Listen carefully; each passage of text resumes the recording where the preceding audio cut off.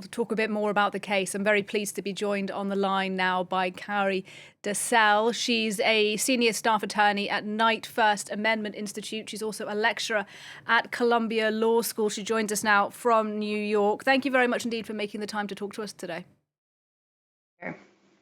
I understand that you believe that the United States should drop its prosecution of Assange altogether, that you also believe this is an issue of press freedom. Explain to us why. Yes, the Espionage Act charges against Julian Assange seek to hold him criminally liable for soliciting information from a confidential source, obtaining that information, and then publishing it. And those are the activities that national security reporters engage in every single day. And so a successful prosecution of Julian Assange for these acts of publication would be a clear threat to press freedom in the United States. I appreciate that you're not in London, you're in New York right now, but how do you rate, as a lawyer yourself, the chances of a good outcome for Julian Assange in court this week? Do you think he has a strong case?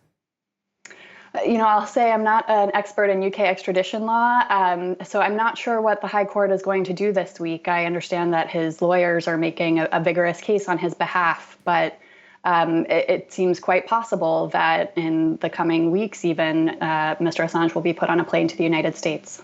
And if that was to happen, what happens then?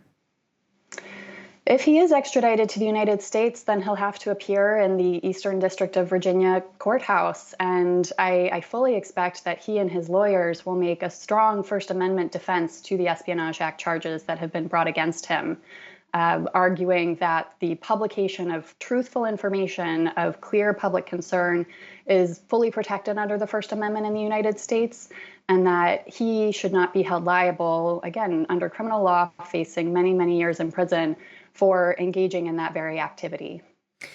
Do you think the idea that Donald Trump could win the next US presidential election could have any impact on Assange's fate if he is extradited? That's an interesting question. I mean, clearly the Biden administration and the Biden Justice Department have decided to continue on with this prosecution and carry forward the charges that the Trump administration initially filed in the spring of 2019.